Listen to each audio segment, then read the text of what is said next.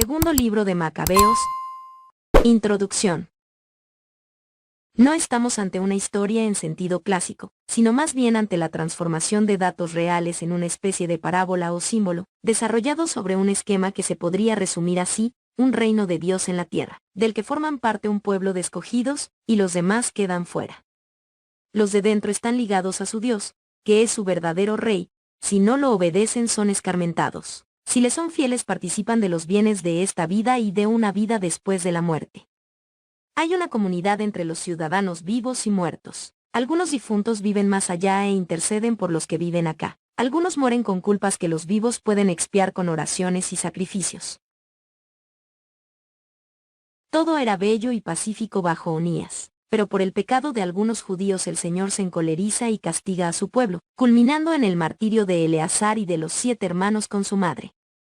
Este momento es como una expiación. El Señor pasa de la cólera a la misericordia, y los acontecimientos, incluso los más adversos, se vuelven triunfalmente a favor de los judíos. Los de fuera, o sencillamente no entran en la representación, o son extras que contemplan, o son ejecutores providenciales de un escarmiento, o son agresores que sufren un castigo ejemplar. Estilo literario. El autor dice en el prólogo que su tarea no ha sido fácil, y da a entender en el epílogo que ha quedado satisfecho de su trabajo y espera que les guste a los lectores. ¿Es cierto? ¿Ha conseguido el libro agradarnos a nosotros, como quizás agradó a sus contemporáneos? Hay en el libro una serie de cosas que nos desagradan. El recurso a las apariciones crea la impresión de un Deus ex machina para los momentos de crisis. Las mismas apariciones resultan de una magnificencia infantil, la tendencia a exagerar y esquematizar, el estilo hinchado y retorcido, el patetismo teatral, el placer de contar y multiplicar las bajas enemigas. Algo así sería nuestro libro en clave narrativa. Leyendo el libro podríamos pensar en un auto sacramental barroco con mucho de tramoya y aparato escénico. El público tiene que quedar prendido en la intensidad de la pasión o de su expresión. Los personajes son más bien símbolos. El tiempo se concentra en los momentos dramáticos. Los diálogos, como el de la madre de los macabeos y sus hijos frente al tirano, están compuestos de cara a un público. También adquieren valor escénico las intervenciones corales de la multitud anónima, creando un clima e induciendo el contagio de los espectadores. Para disculpar semejantes impresiones, algunos apelan a la historia literaria. El libro es producto de su época. Pero la respuesta no basta. Tener valor de documento no es tener valor literario. Además, la época no justifica el valor de sus libros, sino que los libros recomiendan o condenan una época literaria. Si lo típico de aquella época eran semejantes producciones, la época no es un momento estelar de la literatura. La obra puede ser objeto de estudio, no de disfrute. Mensaje religioso. A favor del libro están algunas enseñanzas importantes: la fe en la resurrección, justificada por el poder creativo de Dios, la valentía de los mártires sin distinción de edad, el templo como tesoro de limosnas para los pobres, la protección divina como respuesta a la oración confiada, el triunfo del bien sobre el poder tiránico y su violencia. Son valores que fácilmente se entresacan del libro y se imprimen favorablemente en la memoria. Cartas a los judíos de Egipto. El libro comienza con 2 cartas que envían los judíos de Jerusalén a sus hermanos judíos de Alejandría, invitándolos a celebrar la fiesta de las chozas, o fiesta de la dedicación del templo instituida por Judas Macabeo. El saludo busca mantener la unidad y la fraternidad entre Jerusalén y los judíos que, obligados por diversas circunstancias, han emigrado a tierras extranjeras, diáspora. Está mediado por una seguidilla de peticiones a Dios en torno a la promesa alianza, la obediencia, la ley, la oración y la reconciliación. El año 169 corresponde al año 143 a.C. Se refiere a la profanación del templo ordenada por Antíoco IV Epífanes, y apoyada por los judíos renegados, de los cuales se habla en el primer libro de los Macabeos. El templo será un tema clave a lo largo del libro. El escritor llama Tierra Santa al territorio de Israel, el mismo que utilizan hoy los cristianos. Llegamos a la razón última de esta primera carta, invitar a los judíos de Egipto a celebrar la fiesta de las chozas, o de la dedicación del templo, en el mes de diciembre, fecha diferente a la más tradicional que era en octubre. El año 188 corresponde al año 124 a.C. La segunda carta está dirigida a Aristóbulo, importante filósofo judío nacido en Alejandría, autor de un comentario bíblico donde demuestra que la filosofía griega había sido extraída de la literatura judía contenida en la ley y los profetas. La notificación de la muerte de Antíoco permite fechar la carta en el año 164 a.C. He aquí un primer relato sobre la muerte de Antíoco IV Epífanes, que no coincide con el del primer libro de Macabeos. Es probable que el autor esté confundido con la muerte de Antíoco III, ocurrida al intentar saquear el templo de Bel en Elimaida, o que retoma una de las tantas leyendas que el pueblo elaboró en torno a la muerte de Antíoco. La concepción de un Dios que participa y apoya la muerte cruel del enemigo hace parte de la conciencia religiosa del pueblo en esa época concreta de la historia. Con Jesús las cosas serán radicalmente diferentes. Algunas secciones del primer capítulo fueron basadas en escritos apócrifos de Nehemías. La destrucción del templo de Jerusalén por parte de las tropas invasoras de Babilonia en el año 587 a.C., llevaron a los judíos a pensar que Dios había abandonado temporalmente su morada. Al regresar del exilio, los sacerdotes utilizan el fuego sagrado y el petróleo bruto, conocido como nafta, para restaurar el altar de los sacrificios, creando las condiciones para que el templo sea de nuevo lugar sagrado y morada de Dios. La idea de limitar la presencia de Dios al templo sirvió para que en el futuro la clase sacerdotal controlara y manipulara las relaciones del pueblo con Dios. Si Dios está privilegiadamente en el templo, son los sacerdotes los que tienen en exclusiva la relación con Él. Jesús critica con firmeza esta posición, proclamando que a Dios se le adora en espíritu y verdad, y no en un lugar exclusivo, como lo podemos ver en San Juan, capítulo 4, del verso 19 al 24. Según Jesús, a Dios se le encuentra en el templo, en la casa, en el trabajo, pero sobre todo en el hermano necesitado. El error de los judíos al regresar del destierro fue pensar que para agradar a Dios lo primero era reconstruir el templo con todos sus sacrificios y no reconstruir la vida del pueblo que estaba sumida en la desgracia. El mismo Nehemías deja constancia que la recuperación del templo no implicó mejores condiciones de vida para el pueblo, por el contrario las empeoraron. Capítulo 1. Cartas a los judíos de Egipto. Los hermanos judíos de Jerusalén y de Judá saludan a los hermanos judíos de Egipto, paz y prosperidad. Que Dios los favorezca y se acuerde de la promesa que hizo a sus fieles servidores Abraham, Isaac y Jacob. Que les dé a todos el deseo de adorarlo y de hacer su voluntad con corazón generoso y de buena gana. Que Él les abra el corazón a su ley y a sus preceptos, y les conceda la paz. Que escuche sus oraciones, se reconcilie con ustedes y no los abandone en la desgracia. Ahora mismo estamos aquí rezando por ustedes. El año 169, durante el reinado de Demetrio, nosotros los judíos les escribimos, en medio de la grave tribulación que nos sobrevino aquellos años, desde que Jasón y su partido traicionaron a la Tierra Santa y el reino, cuando incendiaron las puertas del templo y derramaron sangre inocente.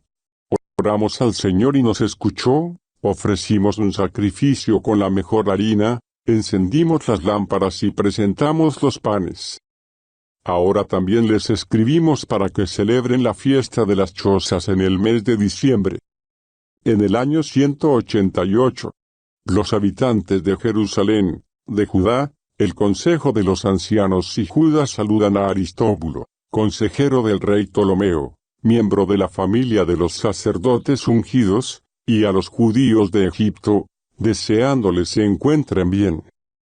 Salvados por Dios de graves peligros, le damos muchas gracias por ser nuestro defensor contra el rey, porque él expulsó a los que se habían levantado en armas contra la ciudad santa.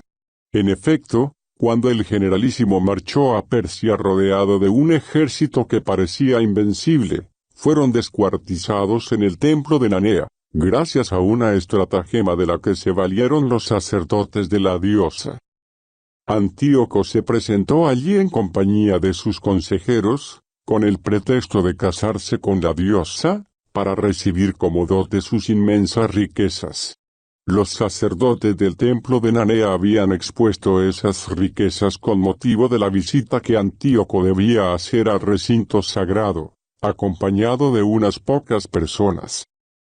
Pero en cuanto entró Antíoco, cerraron el templo, abrieron la puerta secreta del techo y acribillaron a pedradas al generalísimo. Luego los descuartizaron, los degollaron y echaron las cabezas a los que habían quedado afuera. Bendito sea siempre nuestro Dios, que entregó a los impíos. Como vamos a celebrar la purificación del templo el 25 de diciembre, nos pareció conveniente informarles para que también ustedes celebren la fiesta de las chozas y la del fuego, el fuego que apareció cuando Nehemías, después de haber reconstruido el templo y el altar, ofreció sacrificios. Porque cuando nuestros antepasados fueron deportados a Persia, los piadosos sacerdotes de entonces quitaron el fuego del altar y lo ocultaron clandestinamente en el fondo de un pozo seco, lo escondieron tan bien que nadie supo el sitio. Pasados muchos años, cuando Dios quiso, Nehemías, enviado por el rey de Persia, mandó a los descendientes de aquellos sacerdotes que habían ocultado el fuego que fueran a buscarlo. Y, según nos cuentan, no encontraron fuego, sino un líquido espeso. Nehemías les ordenó sacarlo y llevárselo, y cuando ya estaban las víctimas sobre el altar, Nehemías mandó a los sacerdotes rociar con aquel líquido la leña y lo que había encima. Lo hicieron. Pasó algún tiempo, y el sol, antes nublado, brilló, y se encendió una llamarada que dejó a todos admirados. Mientras el sacrificio se consumía, todos los sacerdotes y todos los presentes oraban, Jonatán entonaba, y los demás coreaban como Nehemías. Este era el texto de la oración: Señor, Señor Dios, Creador de todo, terrible y fuerte, justo y compasivo, único Rey y bienhechor, único protector, único justo, todopoderoso y eterno, que salvas a Israel de todo mal, que elegiste y consagraste a nuestros padres, recibe este sacrificio por todo tu pueblo, Israel. Guarda tu porción y santifícala. Congrega a los nuestros dispersos, da libertad a los que viven como esclavos entre los paganos. Fíjate en los despreciados y aborrecidos, para que los paganos reconozcan que tú eres nuestro Dios. Castiga a los tiranos que llenos de soberbia nos insultan. Planta a tu pueblo en tu lugar santo, como dijo Moisés. Los sacerdotes, por su parte, cantaban los himnos. Y cuando se consumieron las víctimas, Nehemías mandó derramar el líquido sobrante encima de unas piedras grandes. Lo hicieron, y se encendió una llama, pero se consumió en cuanto brilló la luz refulgente del altar. Cuando se hizo público el suceso, y cuando contaron al rey de Persia que en el sitio donde habían escondido el fuego los sacerdotes deportados había aparecido un líquido con el que los acompañantes de Nehemías habían purificado las víctimas del sacrificio, el rey, después de comprobar el hecho, mandó poner una cerca y declarar aquel sitio recinto sagrado. Cuando el rey les hacía ese favor había un intercambio de regalos entre el rey y sus favorecidos. Los acompañantes de Nehemías llamaron a aquel líquido neftar, que significa purificación, pero comúnmente se llama nafta. Capítulo 2. En los documentos se lee que el profeta Jeremías mandó a los deportados recoger fuego, como queda dicho, y que el profeta, al entregarles la ley, les recomendó que no olvidaran los preceptos del Señor ni se extraviaran al ver estatuas de oro y plata revestidas de adornos. Y con otros consejos similares los exhortaba a no alejar la ley de su corazón. En este escrito se decía que el profeta, avisado por un oráculo, mandó que llevaran con él la tienda y el arca cuando marchó a la montaña donde Moisés había subido para contemplar la herencia de Dios. Al llegar arriba, Jeremías encontró una especie de cueva, metió allí la tienda, el arca y el altar del incienso, y cerró la entrada. Algunos de sus acompañantes fueron después a marcar el camino, pero no pudieron encontrarlo. Cuando lo supo Jeremías, los reprendió diciendo, ese sitio quedará desconocido hasta que Dios tenga misericordia de su pueblo y lo reúna. Entonces el Señor mostrará de nuevo esos objetos, y se verá la gloria del Señor y la nube, como apareció en tiempo de Moisés, y cuando Salomón oró para que el lugar santo quedara consagrado solemnemente. También se contaba cómo Salomón, con su sabiduría, ofreció el sacrificio de la dedicación e inauguración del templo. Así como Moisés suplicó al Señor y bajó fuego del cielo que consumió el sacrificio, también suplicó Salomón, y bajó fuego que devoró los holocaustos. Moisés dijo, la víctima ofrecida por el pecado ha sido devorada por no haberla comido. Salomón celebró los 8 días siguiendo un ceremonial parecido.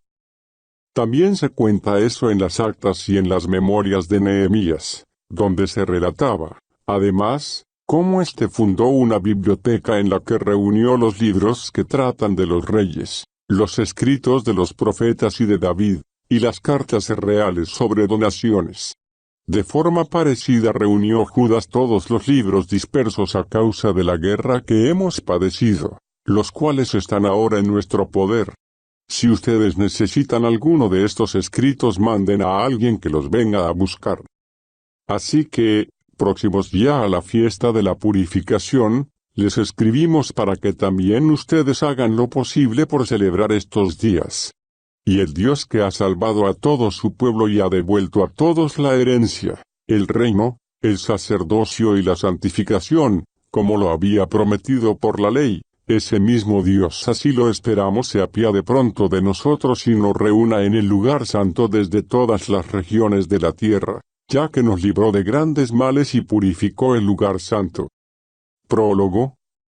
Jasón de Cirene dejó escrita en 5 libros la historia de Judas Macabeo y sus hermanos, la purificación del gran templo y la dedicación del altar, las guerras contra Antíoco Epífanes y su hijo Eupator, las apariciones celestiales en favor de los bravos combatientes por el judaísmo, que, aunque pocos, llegaron a saquear todo el país y perseguir a las hordas bárbaras.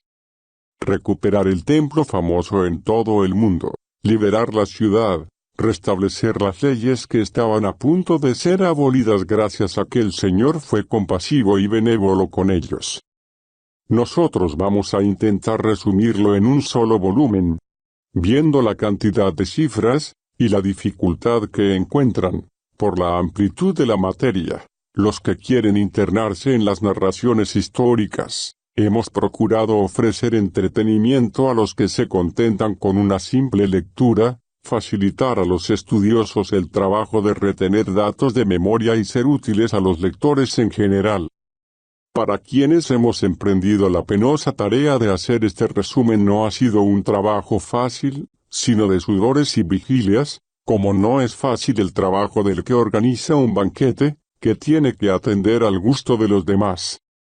Para merecer también nosotros la gratitud de muchos, soportamos con gusto esta fatiga, y dejando al historiador el examen detallado de cada hecho, nos esforzaremos por seguir las normas de un resumen, porque a nosotros nos pasa, creo yo, lo que al arquitecto de un edificio nuevo, debe proyectar el conjunto de la obra, mientras que el decorador y el pintor solo tienen que atender a lo necesario para la ornamentación. Al historiador principal le toca meterse a fondo en los sucesos, explayarse en ellos, estudiar críticamente todos sus pormenores. En cambio, al que hace una adaptación se le permite hacer una síntesis de la obra, renunciando a hacer una exposición completa de los hechos. Esto supuesto, comencemos ya la narración, poniendo punto final a este prólogo. Porque sería una simpleza alargar el prólogo y abreviar la historia. Capítulo 3. Historia de Heliodoro. Cuando en la ciudad santa se vivía con toda paz y se observaban las leyes con la mayor perfección, gracias a la piedad del sumo sacerdote Onías, y su rigor contra el mal, los mismos reyes honraban el lugar santo, y engrandecían el templo con regalos magníficos, hasta el mismo Seleuco, rey de Asia, pagaba con sus propios recursos todos los gastos necesarios para los sacrificios litúrgicos.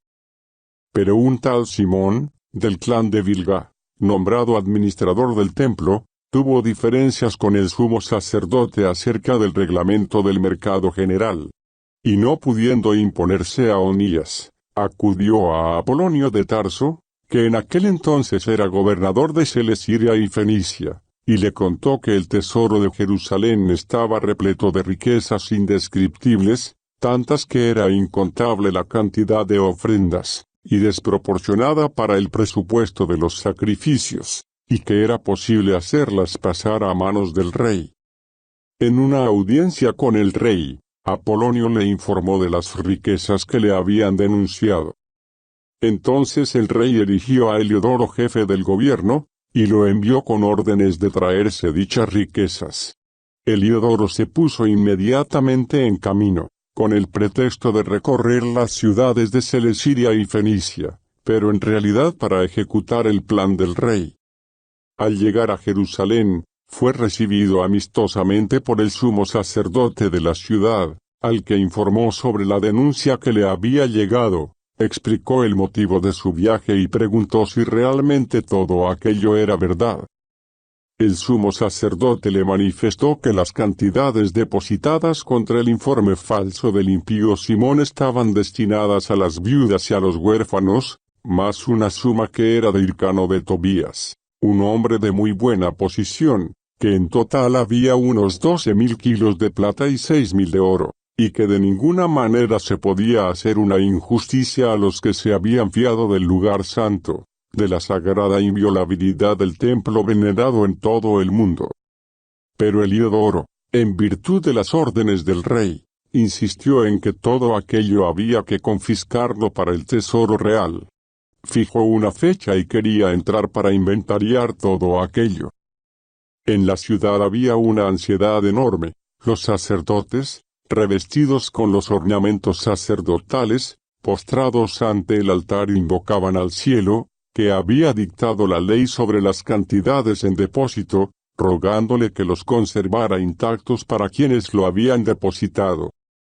Ver el aspecto del sumo sacerdote partía el alma, la palidez de su rostro revelaba su angustia interior, estaba invadido por un miedo y un temblor corporal que descubrían a quienes lo miraban el sufrimiento que llevaba dentro del corazón. Además, salían de las casas corriendo grupos de gente para hacer rogativas públicas ante el ultraje que iba a sufrir el lugar santo. Las mujeres, ceñidas de sayal bajo los senos, llenaban las calles. Y las más jóvenes, normalmente recluidas en sus casas, unas corrían hacia las puertas, otras a las murallas, otras se asomaban a las ventanas, y todas rezaban levantando las manos al cielo. Daba lástima a aquella muchedumbre revuelta y postrada, y la expectación ansiosa del sumo sacerdote, lleno de angustia, porque mientras ellos suplicaban al Señor Todopoderoso que guardara intactos y seguros los depósitos de quienes los habían dejado en el templo, Heliodoro intentaba ejecutar lo decretado. Estaba ya junto al tesoro con su escolta, cuando de pronto el soberano de los espíritus y de todo poder se manifestó tan grandiosamente que todos los que se habían atrevido a entrar se quedaron sin fuerzas ni valor, heridos por la fuerza de Dios. Porque se le apareció un caballo montado por un temible jinete, ricamente adornado, el cual, en una arrancada impetuosa, atacó a Heliodoro con las patas delanteras. El jinete aparecía revestido de una armadura de oro. Y se le aparecieron también otros dos jóvenes, extraordinariamente vigorosos y de resplandeciente hermosura, vestidos con ropajes magníficos, se pusieron uno a cada lado y lo azotaban sin parar, descargándole una lluvia de golpes. Al punto cayó al suelo, envuelto en densa oscuridad, y tuvieron que recogerlo y acomodarlo en una camilla. Así, reconociendo abiertamente la soberanía de Dios, llevaban ahora, incapaz de valerse por sí mismo, al que poco antes había llegado al dicho tesoro con gran acompañamiento y numerosa escolta. Mientras él, por la fuerza de Dios, yacía mudo y privado de toda esperanza de salvación, los judíos alababan al Señor, que había glorificado su lugar santo. El templo, que poco antes había estado lleno de miedo y turbación, rebosaba de alegría y gozo por la aparición del Señor omnipotente. Enseguida, algunos de los acompañantes de Heliodoro rogaron a Onías que invocara al Altísimo para que perdonara la vida al que ya estaba a punto de morir. El sumo sacerdote, suponiendo que el rey podía sospechar que los judíos habían preparado un atentado contra Heliodoro, ofreció un sacrificio por la sanación de aquel hombre. Y mientras el sumo sacerdote hacía la expiación, se le aparecieron a Heliodoro los mismos jóvenes, revestidos con los mismos ropajes, y puestos de pie le dijeron: «Ya puedes estarle agradecido al sumo sacerdote, Onías, porque por él el Señor te concede la vida. Y tú, castigado por el cielo, anuncia a todos el gran poder de Dios». Dicho esto, desaparecieron. Heliodoro, después de ofrecer un sacrificio al Señor y de hacer grandes promesas al que le había conservado la vida, se despidió de Onías y volvió al rey con su ejército, dando testimonio ante todos de los milagros del Dios Supremo, que había visto con sus propios ojos. Y cuando el rey le preguntó quién sería el más indicado para enviarlo nuevamente a Jerusalén, Heliodoro dijo: «Si tienes algún enemigo, o un conspirador contra el Estado, envíalo allá, y te lo devolverán molido a golpes, si es que logra salvarse, porque verdaderamente una fuerza divina rodea aquel lugar. Porque el que habita en el cielo es el guardián y protector de aquel lugar, y a los que van allí a hacer daño los castiga con la muerte». Así acabó el episodio de Heliodoro y la conservación del tesoro. Capítulo 4. Persecución de Antíoco Epífanes. Simón, al que antes mencionamos, el que denunció los tesoros traicionando a la patria, calumniaba a Onías, como si éste hubiese sido el que maltrató a Heliodoro y el causante de los males. Se atrevía a llamar enemigo público al bienhechor de la ciudad, al protector de sus compatriotas y fervoroso cumplidor de las leyes. La enemistad llegó a tal punto, que uno de los agentes de Simón llegó a cometer asesinatos. Entonces Onías, considerando que aquella atención era peligrosa y que Apolonio, hijo de Menesteo, gobernador de Celesia y Fenicia, fomentaba la maldad de Simón, acudió al rey no como acusador de sus conciudadanos, sino mirando al bien común y privado, porque veía que si no intervenía el rey era ya imposible tener paz en el estado y que Simón pusiera fin a su locura. Al morir Seleuco ocupó el trono Antíoco, por sobrenombre Epífanes. Jasón, el hermano de Onías, consiguió el sumo sacerdocio por soborno, prometiendo al rey en una audiencia unos 10.000 kilos de plata al contado, más 2.000 de otras rentas. Y además se comprometía a incluir en la cuenta otros 4.000 si se le concedía autorización para instalar un gimnasio y un ateneo juvenil y para registrar a los de Jerusalén como ciudadanos antioquenos. En cuanto obtuvo el consentimiento del rey y se apoderó del mando, Jasón hizo enseguida que sus compatriotas adoptaran el estilo de vida griego, suprimió los privilegios reales concedidos benévolamente a los judíos gracias a Juan, padre de Eupólemo el que negoció el pacto de amistad y mutua defensa con los romanos, abolió las leyes de la Constitución e intentaba introducir prácticas contra la ley. Se dio el gusto de levantar un gimnasio bajo la misma fortaleza, e hizo que los jóvenes más sobresalientes se dedicaran a los ejercicios atléticos. Era tal el auge del helenismo, y el avance de la moda extranjera, debido a la enorme desvergüenza de Jasón, el cual tenía más de impío que de sumo sacerdote, que los sacerdotes ya no tenían interés por el culto litúrgico ante el altar, sino que despreciaban el templo. En cuanto se convocaba el campeonato de disco, dejaban de lado los sacrificios y corrían a participar en los juegos de la palestra, contrarios a la ley. Y sin mostrar ningún aprecio por los valores nacionales, tenían, en cambio, las glorias griegas como las mejores. Pero esto mismo los llevó a una situación difícil, aquellos mismos a quienes se propusieron seguir y a los cuales querían imitar en todo, fueron sus enemigos y verdugos. Porque no es cosa liviana quebrantar las leyes divinas, como se verá claramente en lo que sigue. Cuando se celebraban en Tiro los campeonatos quinquenales en presencia del rey, el contaminado Jasón envió como representantes de Jerusalén unos antioquenos en calidad de observadores, con 300 dracmas de plata para el sacrificio a Hércules. Pero los mismos que las llevaron tuvieron por mejor no emplearlas en el sacrificio, cosa inconveniente, sino dejarlas para otros gastos, y así aquel dinero destinado al sacrificio de Hércules por voluntad del donante, fue a parar a la construcción de barcos de remos por deseo de los portadores. Cuando Apolonio de Menesteo fue enviado a Egipto para asistir a la entronización del rey Filométor, Antíoco se enteró de que éste no apoyaba su política, y empezó a adoptar medidas de seguridad, por eso visitó Jaffa y siguió hacia Jerusalén. Jasón y los vecinos le hicieron un gran recibimiento, entró al resplandor de antorchas y entre aclamaciones, y después fue a acampar en Fenicia con su ejército. Al cabo de 3 años, Jasón envió a Menelao, el hermano del Simón antes mencionado, a llevar el dinero al rey y concluir las negociaciones sobre asuntos urgentes. Pero Menelao, una vez presentado ante el rey, lo impresionó con su aire majestuoso y logró hacerse investir del sumo sacerdocio, ofreciendo unos 9.000 kilos de plata más que Jasón, y se volvió con el nombramiento real, sin otros méritos para el sumo sacerdocio que el furor de un tirano cruel y la ira rabiosa de un animal salvaje. Y Jasón, que había suplantado a su propio hermano, suplantado a su vez por otro, tuvo que huir a territorio amonita.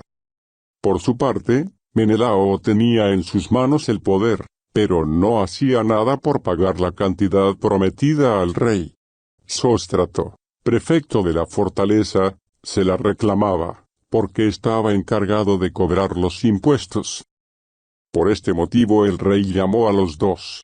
Menelao dejó como sustituto en su cargo de sumo sacerdote a su hermano Lisímaco, y Sóstrato dejó a Crates, jefe de los chipriotas. Entretanto, ocurrió la sublevación de Tarso y Malos, porque las habían entregado en donación a Antíoquida, concubina del rey. Así que el rey marchó apresuradamente para restablecer el orden, dejando como regente a Andrónico, uno de los dignatarios de la corte. Pensando aprovechar una buena oportunidad, Menelao robó algunos objetos de oro del templo, se los regaló a Andrónico y vendió otros en Tiro y las ciudades vecinas. Cuando Onías lo averiguó con toda certeza, se retiró a Dafne, cerca de Antioquía, lugar de asilo, y de allí denunció a Menelao. El resultado fue que Menelao, tomando aparte a Andrónico, lo incitaba a matar a Onías. Andrónico se presentó ante Onías, y se ganó astutamente su confianza, dándole la mano derecha con juramento. Onías se resistía a creerle, pero al fin se dejó convencer y salió de su refugio. Inmediatamente Andrónico lo mató, sin ningún miramiento por la justicia. Por esta razón no solo los judíos, sino también muchos de otras naciones, estaban alarmados e indignados por el injusto asesinato de aquel hombre. Cuando el rey volvió de Cilicia, los judíos de la capital y los griegos que reprochaban tan mala acción, acudieron a él para quejarse por la injusta muerte de Onías. Antíoco, profundamente apenado y movido a compasión, lloró recordando la prudencia y la conducta irreprochable del difunto. Luego, lleno de indignación despojó a Andrónico de la púrpura y le desgarró los vestidos. Luego hizo que lo pasearan por toda la ciudad, y en el mismo sitio donde había tratado a Onías impíamente, allí eliminó al homicida. Así le dio el Señor el castigo que merecía. Lisímaco había cometido en Jerusalén muchos robos sacrílegos con el consentimiento de Menelao, y la noticia se había divulgado entre la gente. Por eso el pueblo se amotinó contra Lisímaco cuando ya muchos objetos de oro habían desaparecido. Como la multitud estaba muy excitada y había llegado al colmo de su furor, Lisímaco armó a unos 3000 hombres y emprendió una represión violenta, dirigida por un tal Aurano, hombre avanzado en edad y más aún en demencia. Ante el ataque de Lisímaco, unos con piedras, otros con estacas y algunos tomando a puñados la ceniza esparcida allí, las arrojaban violentamente contra la tropa. Con eso hirieron a muchos, mataron a otros y a todos los demás les hicieron emprender la huida, y al sacrílego lo mataron junto al tesoro. A Menelao se le procesó por aquel incidente, y cuando el rey llegó a Tiro, los 3 hombres emisarios del Senado expusieron un informe ante el rey. Viéndose ya perdido, Menelao prometió una buena suma a Ptolomeo, hijo de Dorimeno, para que convenciera al rey. Y efectivamente, Ptolomeo se llevó al rey a una galería como para tomar un poco el aire, y lo hizo cambiar de opinión. Así, al culpable de todo lo absolvió de lo que se le imputaba, y a aquellos desdichados, que aún ante un tribunal bárbaro habrían sido absueltos como inocentes, los condenó a muerte. De este modo los que habían hablado en defensa de la ciudad, del pueblo y del ajuar sagrado, sufrieron sin más un castigo injusto. Por este motivo algunos de Tiro, para manifestar su repulsa por aquel crimen, costearon con generosidad los gastos del funeral. En cambio, Menelao, gracias a la avaricia de los poderosos, se mantuvo en el mando, progresando en maldad, convirtiéndose en el mayor adversario de sus conciudadanos. Capítulo 5. Conquista de Jerusalén y profanación del templo. Por aquel tiempo Antíoco preparaba su segunda expedición a Egipto. Ocurrió que casi durante 40 días aparecieron por toda la ciudad jinetes galopando por el aire, con vestiduras de oro, y escuadrones de tropas armadas con las espadas desenvainadas, compañías de caballería en formación, ataques y cargas por ambas partes, escudos que se agitaban, bosques de lanzas, disparos de flechas, fulgor de armaduras de oro y corazas de todo tipo. Y así todos pedían que aquella aparición fuera de buen augurio. Se corrió el falso rumor de que había muerto Antíoco. Y Jasón, con 1000 hombres por lo menos, lanzó un ataque por sorpresa contra la ciudad. Rechazados los de la muralla, y al fin tomada ya la ciudad, Menelao se refugió en la fortaleza.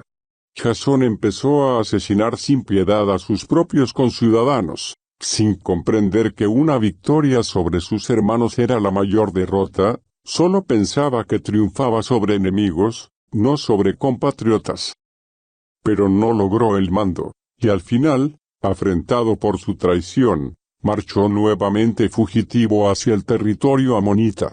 Su malvado proceder tuvo este desenlace: encarcelado por Aretas, rey de los árabes, huyendo de ciudad en ciudad, perseguido por todos, aborrecido como transgresor de las leyes, detestado como verdugo de la patria y de los ciudadanos, fue arrojado a Egipto, y el que había desterrado a muchos, murió en tierra extranjera, después de navegar rumbo a Esparta esperando obtener protección por los lazos de familia. Al que dejó a tantos insepultos, nadie lo lloró, ni tuvo funerales ni sitio en la sepultura familiar. Cuando llegó a oídos del rey la noticia de lo sucedido, pensó que Judá intentaba sublevarse. Por eso, hecho una fiera, emprendió viaje desde Egipto y tomó la ciudad por las armas. Ordenó a los soldados degollar sin piedad a los que encontraran y matar a los que se refugiasen en las casas. Fue un asesinato en masa de jóvenes y viejos, un exterminio de muchachos, mujeres y niños, una matanza de muchachas y chiquillos. En aquellos 3 días perecieron 80,000, 40,000 asesinados y otros tantos vendidos como esclavos. Y no satisfecho con eso, se atrevió a entrar en el templo más santo de toda la tierra, guiado por Menelao, hecho un traidor de las leyes y la patria. Y tomó el ajuar sagrado con sus manos sacrílegas, y arrebató con sus manos profanas las ofrendas depositadas por otros reyes para engrandecimiento, gloria y honor del lugar santo.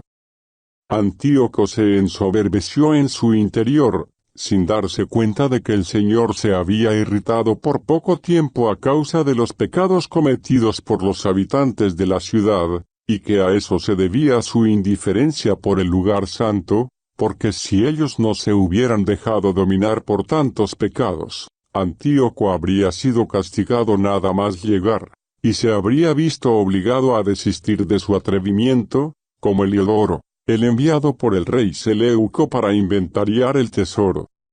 Pero el Señor no eligió al pueblo para el lugar santo, sino al lugar santo para el pueblo, y por eso el mismo lugar santo que compartió las desgracias del pueblo participó después de su fortuna, y el que estuvo abandonado mientras duró la ira del Todopoderoso, fue reconstruido con todo esplendor en la reconciliación del Señor Supremo. Así que Antíoco se llevó unos 50,000 kilos de plata del templo, y se marchó urgentemente a Antioquía, creyendo en su insolencia y arrogancia que podría hacer navegable la tierra y transitable el mar.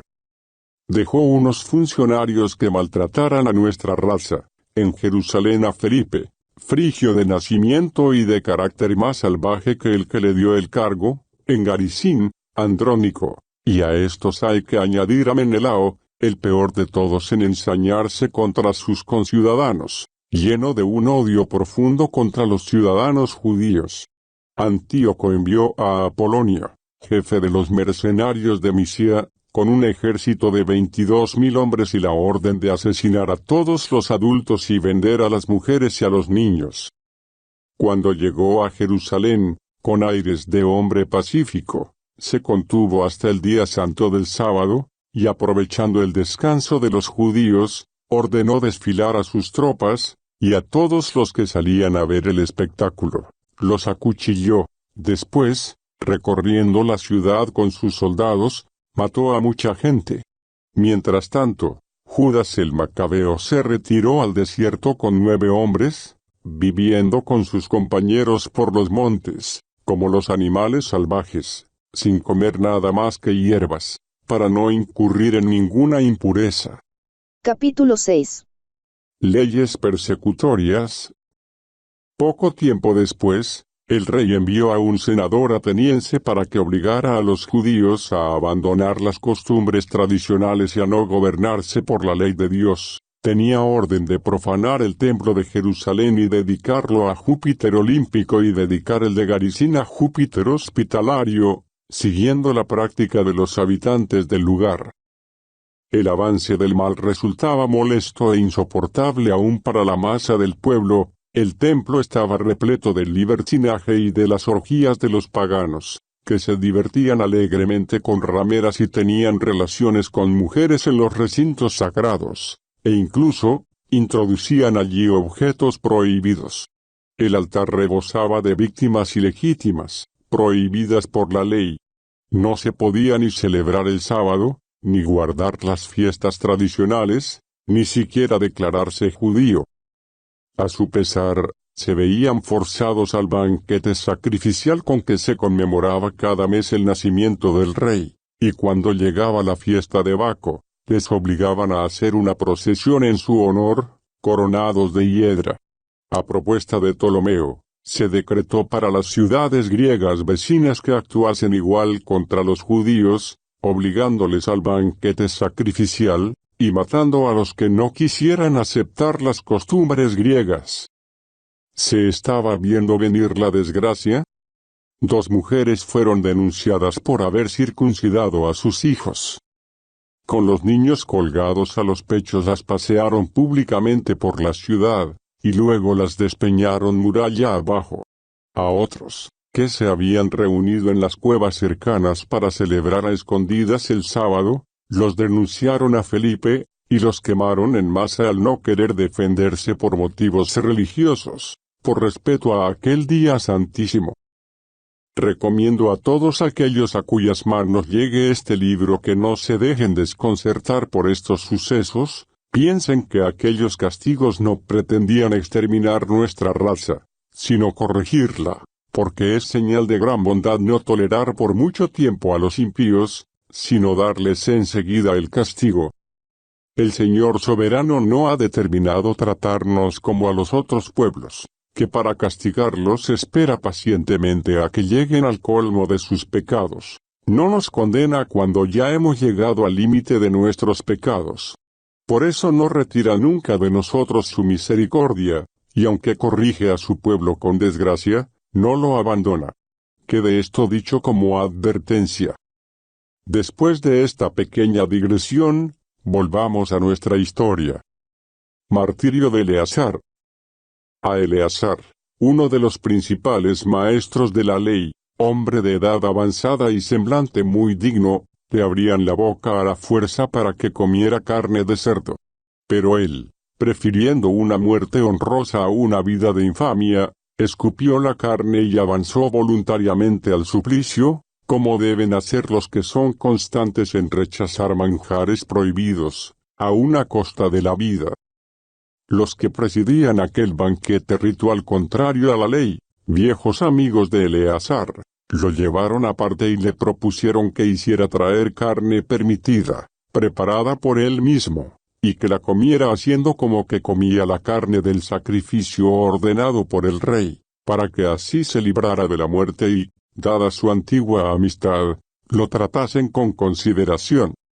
Pero él, adoptando una actitud cortés, digna de sus años, de su noble ancianidad, de sus canas honradas e ilustres, de su conducta intachable desde niño y, sobre todo, digna de la ley santa dada por Dios, respondió todo seguido: envíenme al sepulcro. No es digno de mi edad andar fingiendo. Muchos jóvenes van a creer que Eleazar, a los 90 años, se ha pasado a las costumbres paganas, y si miento por un poco de vida que me queda se van a extraviar con mi mal ejemplo. Eso sería manchar y deshonrar mi vejez. Y aunque de momento me librase del castigo de los hombres, no escaparía de la mano del Omnipotente, ni vivo ni muerto. Si muero ahora como un valiente me mostraré digno de mis años y dejaré a los jóvenes un noble ejemplo, para que aprendan a enfrentar voluntariamente una muerte noble por amor a nuestra santa y venerable ley. Dicho esto se dirigió enseguida al suplicio. Los que lo llevaban consideraron lo que hablaba como una locura y cambiaron en crueldad la benevolencia que antes le habían demostrado. Él, a punto de morir bajo los golpes, dijo entre suspiros: bien sabe el Señor, que posee la santa sabiduría, que, pudiendo librarme de la muerte, aguanto en mi cuerpo los crueles dolores de la flagelación, y los sufro con gusto en mi alma por respeto a Él. Así terminó su vida, dejando no solo a los jóvenes, sino a toda la nación, un ejemplo memorable del heroísmo y de virtud. Capítulo 7. Los 7 hermanos y su madre. Arrestaron a 7 hermanos con su madre. El rey los hizo azotar con látigos y nervios de buey para forzarlos a comer carne de cerdo, prohibida por la ley. Uno de ellos habló en nombre de los demás, signo de interrogación abierta que pretende sacar de nosotros. Estamos dispuestos a morir antes que quebrantar la ley de nuestros padres. Fuera de sí, el rey ordenó poner al fuego sartenes y ollas. Las pusieron al fuego inmediatamente, y el rey ordenó que cortaran la lengua al que había hablado en nombre de todos, que le arrancaran el cuero cabelludo y le amputaran las extremidades a la vista de los demás hermanos y de su madre. Cuando el muchacho quedó completamente mutilado, el rey mandó aplicarle fuego y freírlo, todavía respiraba. Mientras el humo de la sartén se esparcía por todas partes, los otros con la madre se animaban entre sí a morir noblemente diciendo: el Señor Dios nos contempla, y de verdad se compadece de nosotros, como declaró Moisés en el cántico de denuncia contra Israel, se compadecerá de sus servidores. Una vez que el primero murió de esta manera, llevaron al segundo al suplicio, le arrancaron los cabellos con la piel, y le preguntaban si pensaba comer carne de cerdo antes que lo atormentasen miembro a miembro. Él respondió en la lengua materna: no comeré. Por eso también él sufrió a su vez el martirio como el primero. Y cuando estaba por dar su último suspiro, dijo: tú, malvado, nos arrancas la vida presente. Pero el Rey del universo nos resucitará a una vida eterna, ya que nosotros morimos por su ley. Después se divertían con el tercero. Invitado a sacar la lengua, lo hizo enseguida, y alargó las manos con gran valor. Y habló dignamente: de Dios las recibí, y por sus leyes las desprecio. Espero recobrarlas del mismo Dios. El rey y su corte se asombraron del valor con que el joven despreciaba los tormentos. Cuando murió éste, torturaron de modo semejante al cuarto. Y cuando estaba próximo a su fin, dijo: vale la pena morir a manos de los hombres cuando se espera que Dios mismo nos resucitará. En cambio, tú no resucitarás para la vida. Después sacaron al quinto, y lo atormentaban. Pero él, mirando al rey, le dijo: aunque eres un simple mortal, haces lo que quieres porque tienes poder sobre los hombres. Pero no te creas que Dios ha abandonado a nuestra nación. Espera un poco y ya verás cómo su gran poder te tortura a ti y a tu descendencia. Después de éste llevaron al sexto, y cuando iba a morir, dijo: no te equivoques. Nosotros sufrimos esto porque hemos pecado contra nuestro Dios, por eso han ocurrido estas cosas extrañas. Pero tú, que te has atrevido a luchar contra Dios, no pienses que vas a quedar sin castigo. Pero ninguno más admirable y digno de recuerdo que la madre. Viendo morir a sus 7 hijos en el espacio de un día, lo soportó con entereza, esperando en el Señor. Con noble actitud, uniendo un ardor varonil a la ternura femenina, fue animando a cada uno, y les decía en su lengua: yo no sé cómo ustedes aparecieron en mis entrañas, no fui yo la que les dio el espíritu y la vida, ni la que ordenó armoniosamente los miembros de su cuerpo. Fue el creador del universo, el que modela la raza humana y determina el origen de todo. Él, con su misericordia, les devolverá el aliento y la vida si ahora se sacrifican por su ley. Antíoco creyó que la mujer lo despreciaba, y sospechó que lo estaba insultando. Todavía quedaba el más pequeño, y el rey intentaba persuadirlo no solo con palabras, sino que le juraba que si renegaba de sus tradiciones lo haría rico y feliz, lo tendría por amigo y le daría algún cargo. Pero como el muchacho no hacía el menor caso, el rey llamó a la madre y le rogaba que aconsejase al chiquillo para su bien. Tanto le insistió, que la madre accedió a persuadir al hijo, se inclinó hacia él, y riéndose del cruel tirano, habló así en su idioma: hijo mío, ten piedad de mí, que te llevé 9 meses en el seno, te amamanté y crié 3 años y te he alimentado hasta que te has hecho un joven. Hijo mío, te lo suplico, mira el cielo y la tierra, fíjate en todo lo que contienen y verás que Dios lo creó todo de la nada, y el mismo origen tiene el hombre. No temas a ese verdugo, no desmerezcas de tus hermanos y acepta la muerte. Así, por la misericordia de Dios, te recobraré junto con ellos. Apenas ella terminó de hablar, el muchacho dijo: signo de interrogación abierta. ¿Qué esperan? Yo no obedezco el decreto real. Yo obedezco los decretos de la ley dada a nuestros antepasados por medio de Moisés. Pero tú, que has tramado toda clase de crímenes contra los hebreos, no escaparás de las manos de Dios. Porque nosotros sufrimos por nuestros pecados. Y si el Dios vivo se ha enojado un momento para corregirnos y educarnos, volverá a reconciliarse con sus servidores. Pero tú, impío, el hombre más criminal de todos, no te ensoberbezcas neciamente con vanas esperanzas, mientras alzas la mano contra los servidores de Dios. ¿Que todavía no has escapado de la sentencia de Dios, vigilante todopoderoso? Mis hermanos, después de soportar ahora un dolor pasajero, participan ya de la promesa divina de una vida eterna. En cambio, tú, por sentencia de Dios, pagarás la pena que merece tu soberbia.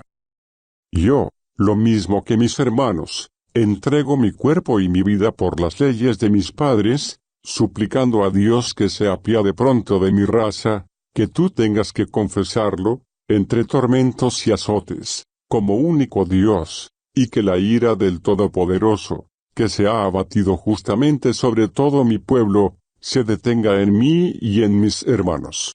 El rey, exasperado y no aguantando aquella burla, se ensañó contra este muchísimo más que contra los otros, y aquel muchacho murió sin mancha, con total confianza en el Señor. La madre murió la última, después de sus hijos. Baste lo que he contado a propósito de los convites sacrificiales y la increíble crueldad del rey. Capítulo 8. Primera actividad de Judas. Mientras tanto, Judas el Macabeo y sus compañeros, entrando a escondidas en los poblados, convocaban a sus parientes y reunían a los que habían permanecido fieles al judaísmo. Así, juntaron unos 6,000 hombres. Suplicaban al Señor que mirase al pueblo pisoteado por todos y se compadeciera del santuario profanado por hombres impíos. Que se compadeciera de la ciudad destrozada, a punto de ser arrasada por completo, que escuchara el clamor de la sangre que clamaba al cielo, que recordara el injusto exterminio de niños inocentes y las blasfemias pronunciadas contra su nombre, y que mostrara su rigor contra el mal. En cuanto el Macabeo organizó a su gente, se hizo invencible a los enemigos, porque la ira del Señor se cambió en misericordia. Llegaba inesperadamente a ciudades y poblados y las incendiaba, tomaba posiciones estratégicas y ponía en fuga a numerosos enemigos, aprovechando sobre todo para estas operaciones la complicidad de la noche. La fama de su valentía se extendía por todas partes. Al ver Felipe que aquel hombre progresaba poco a poco y que conseguía éxitos cada vez más frecuentes, escribió a Ptolomeo, gobernador de Celesia y Fenicia, para que defendiese los intereses reales. Ptolomeo eligió inmediatamente a Nicanor, hijo de Patroclo, del rango superior entre los grandes del reino, y lo envió al frente de no menos de 20,000 hombres de todas las naciones, para exterminar a toda la raza judía, y le agregó a Gorgias, un general con mucha experiencia militar.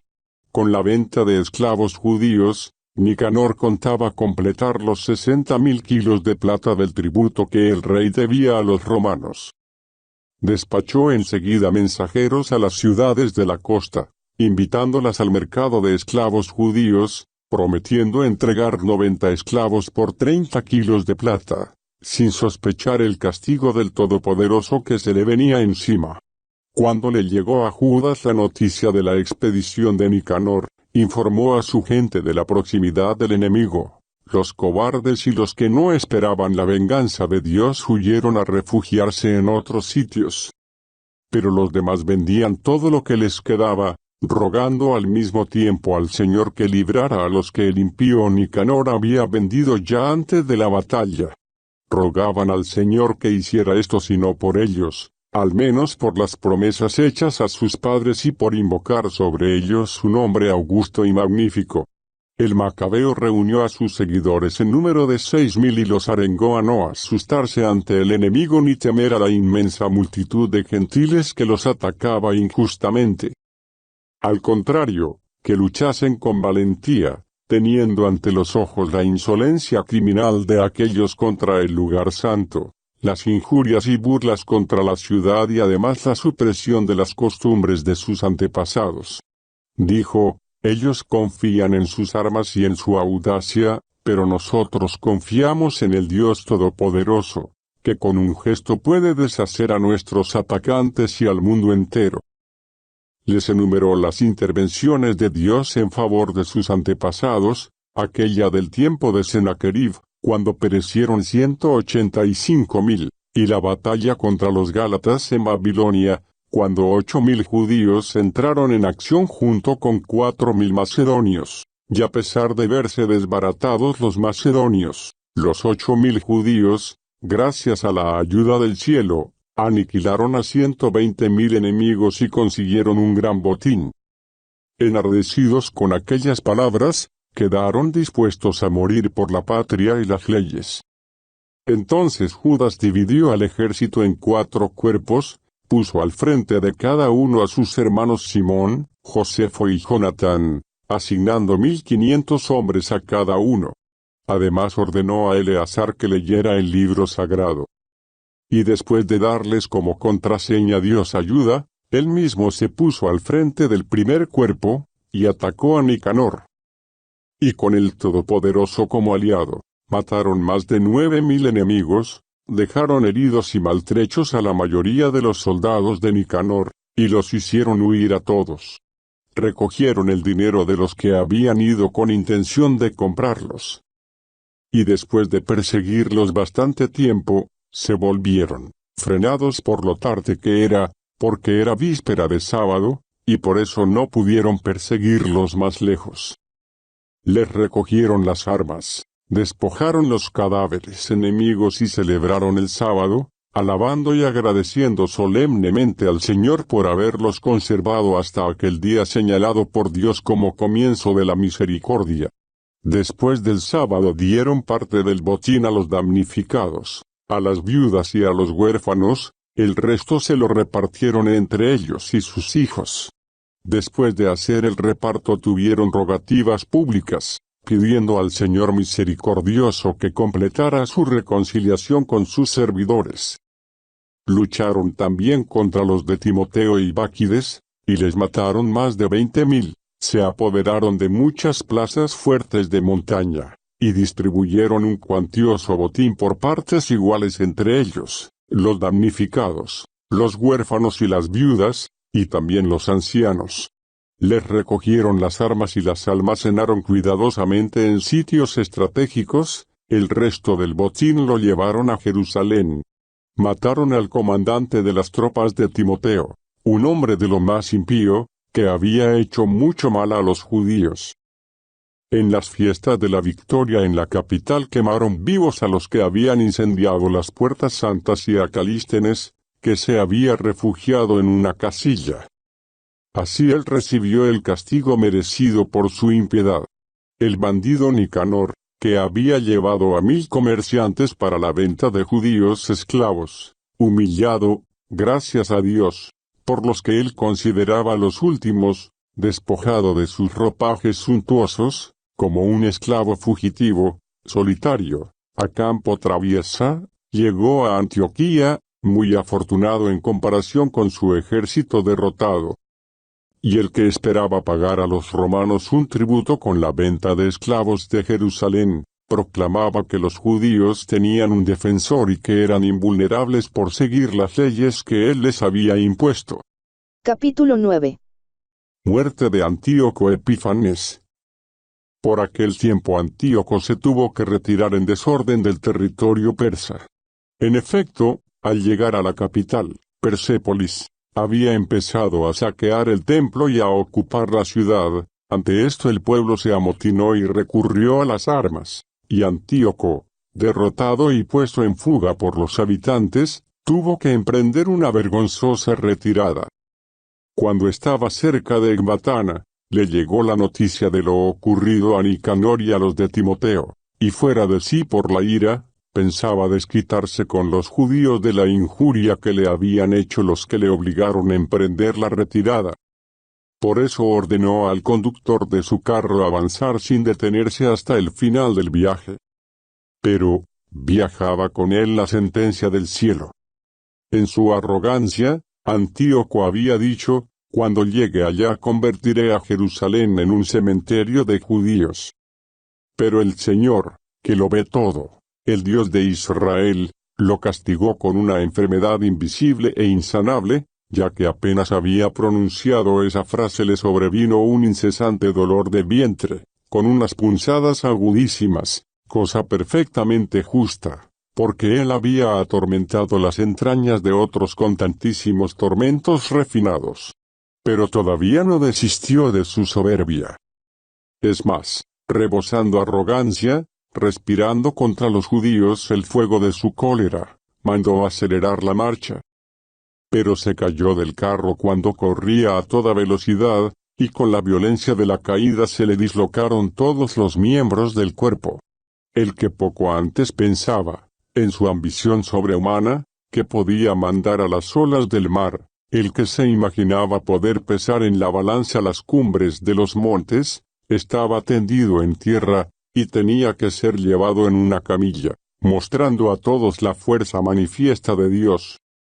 Su estado era tal que del cuerpo del impío brotaban los gusanos, y la carne se le desprendía en vida en medio de terribles dolores, y el ejército apenas podía soportar el hedor de su podredumbre. Al que poco antes parecía capaz de tocar las estrellas, nadie podía transportarlo, por su olor inaguantable. Entonces, postrado por la enfermedad, empezó a ceder en su arrogancia.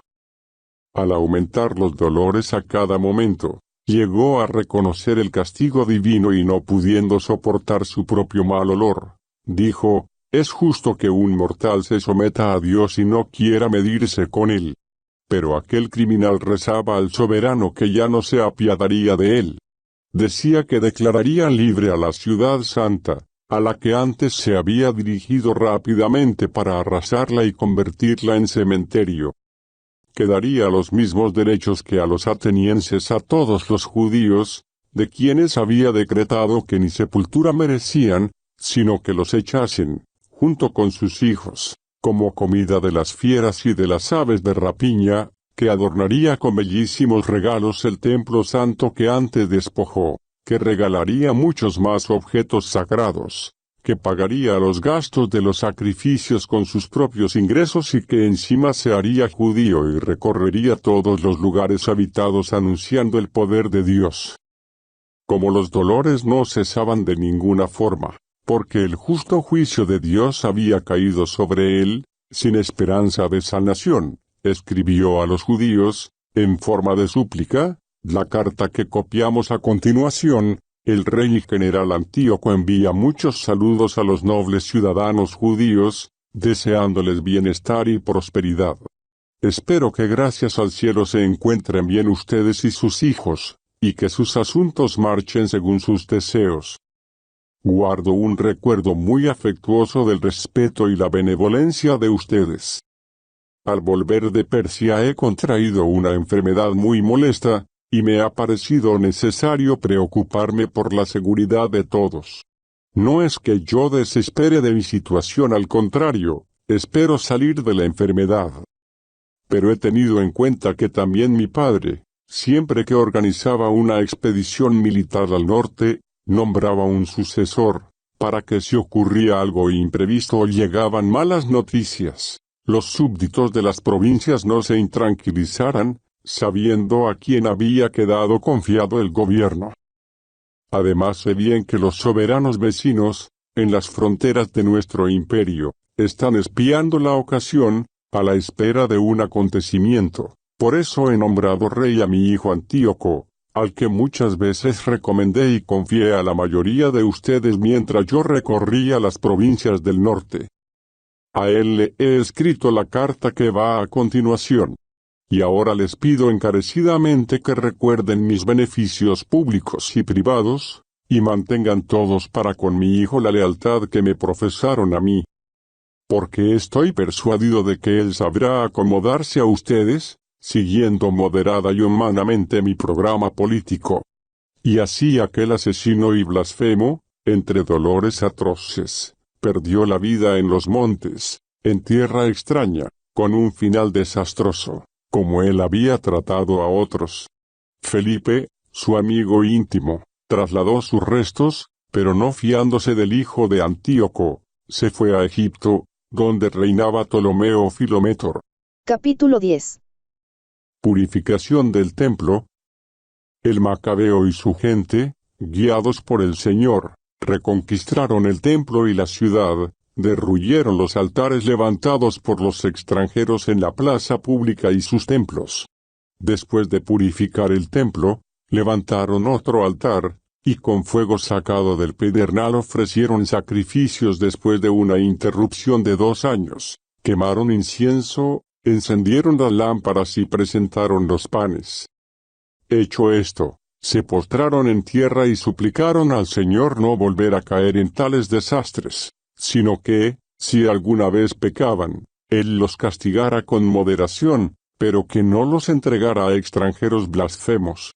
La purificación del templo cayó en el mismo día en que los extranjeros lo habían profanado, el 25 del mismo mes, o sea, diciembre. Celebraron con regocijo 8 días de fiesta, como la de las chozas, recordando que poco antes, en tiempo de esa fiesta, andaban por los montes y las cuevas, viviendo como animales salvajes. Por eso, llevando tirsos, ramos verdes y palmas, entonaban himnos al que había llevado a buen fin la purificación de su lugar santo, y determinaron, mediante decreto público votado en la asamblea y obligatorio para todo el pueblo judío, celebrar todos los años aquellos días de fiesta. Hazañas de Judas. Así acabó Antíoco, por sobrenombre Epífanes. Ahora vamos a tratar de Antíoco Eupator, hijo de aquel impío, dando un resumen de los daños causados por las guerras. Cuando Eupator subió al trono nombró jefe de gobierno a un tal Lisias, gobernador supremo de Celesia y Fenicia, porque Ptolomeo, el apodado Macrón, que se distinguió en tratar con justicia a los judíos, para reparar la injusticia que habían cometido con ellos, procuraba gobernarlos pacíficamente. A causa de esto, los grandes del reino lo acusaron ante Eupator, y como a cada paso oía que lo llamaban traidor, por haber abandonado Chipre, cuyo gobierno le había confiado Filométor, para pasarse al partido de Antíoco Epífanes, viendo que no había ejercido su cargo con honor, se suicidó, envenenándose. Por su parte, Gorgias, nombrado gobernador de la región, mantenía tropas mercenarias, y a cada paso hostigaba a los judíos. Al mismo tiempo, también los idumeos, que controlaban importantes fortificaciones, molestaban a los judíos, y procuraban fomentar la guerra acogiendo a los fugitivos de Jerusalén. Los del Macabeo, después de unas rogativas para pedir a Dios que fuera su aliado, atacaron las fortificaciones de los idumeos, las asaltaron resueltamente, las conquistaron, rechazaron a los que luchaban en las murallas, acuchillaron a los que cayeron en sus manos y eliminaron por lo menos a 20,000. 9,000 fugitivos por lo menos se refugiaron en 2 torres muy bien defendidas, provistos de todo lo necesario para soportar un asedio. El Macabeo dejó a Simón y Josefo, y también a Zaqueo, con bastante tropa para mantener el cerco, y él marchó a los sitios de mayor urgencia. Pero los de Simón, hambrientos de dinero, se dejaron sobornar por algunos de los refugiados en las torres, y por 7,000 dracmas los dejaron escapar. Cuando informaron al Macabeo de lo sucedido, reunió a los oficiales del ejército y les acusó de haber vendido a sus hermanos por dinero, dejando libres a sus adversarios. Hizo ejecutar a los traidores y conquistó enseguida los 2 castillos. Aquella operación militar, dirigida personalmente por él, fue un éxito. En las 2 fortificaciones mató a más de 20,000. Pero Timoteo, derrotado antes por los judíos, reclutó muchísimas tropas extranjeras, juntó muchos caballos de Asia y se presentó para conquistar a punta de lanza Judá.